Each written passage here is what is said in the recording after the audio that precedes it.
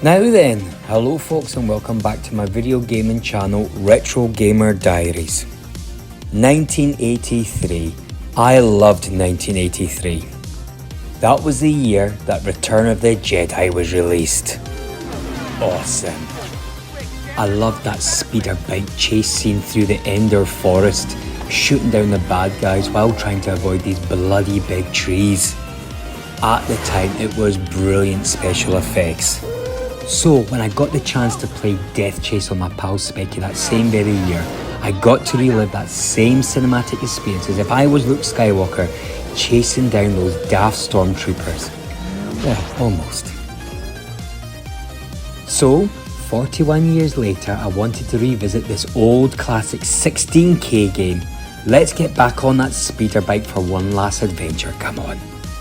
Deathchase is a 1983 vehicle combat game written for the ZX Spectrum by Mervyn Estcourt and published by Micromega in the UK. In Spain, it was published by Ventamatic. The game is also commonly known by its incorrect name of 3D Deathchase, perhaps due to the prominent 3D on the inlay, and that some magazines incorrectly referred to this title.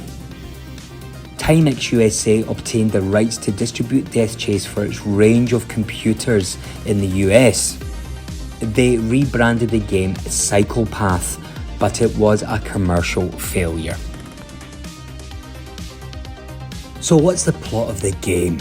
Well, it's 2501, 100 years after the Great War.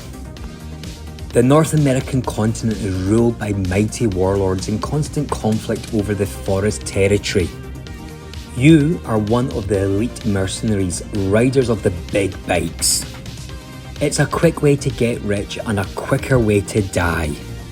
You patrol your forest day and night, chasing enemy riders and destroying them with your guided photon bolts for £1,000 a time, $1,000. You may also find helicopters and tanks too. Your masters reward you particularly well if you destroy these.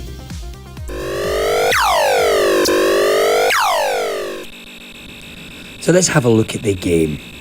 So as already mentioned, we control the big motorcycle as we pursue two other motorcycles, one in blue and one in yellow.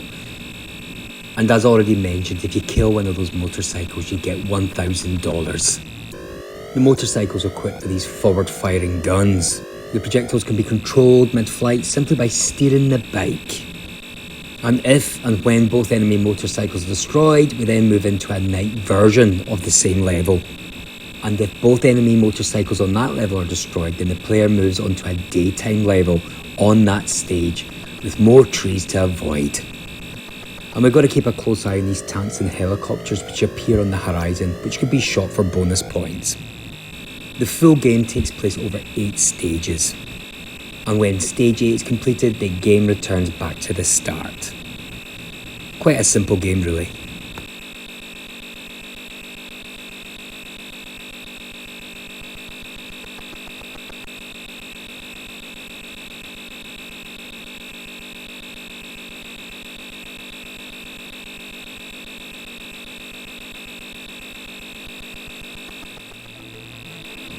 Deathchase received a positive reaction from the gaming press, garnering praise for what was then an advanced form of 3D gameplay. A contemporary review of the ZX Spectrum gaming magazine Crash described Deathchase as an extremely simple idea for a game and utterly compelling to play, and awarded the game 92%. Wow. In 1992, it was actually nominated as the best Spectrum game ever in the magazine Your Sinclair. Not too sure if I quite agree with that though. For me, it's quite a simple game. You steer your bike between trees, chase two other riders, firing at them and any helicopters.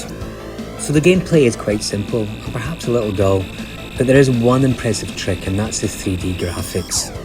I mean, we've got to recognise this is a 16K game playing pretty good 3D. The 3D makes Deathchase definitely one of the best racing games for the Spectrum, no question.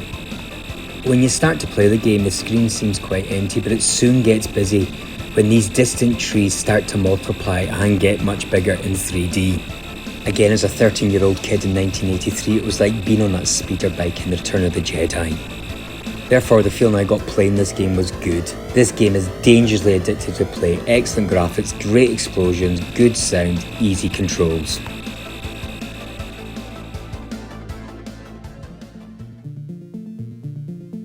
So overall, how would I rate this game?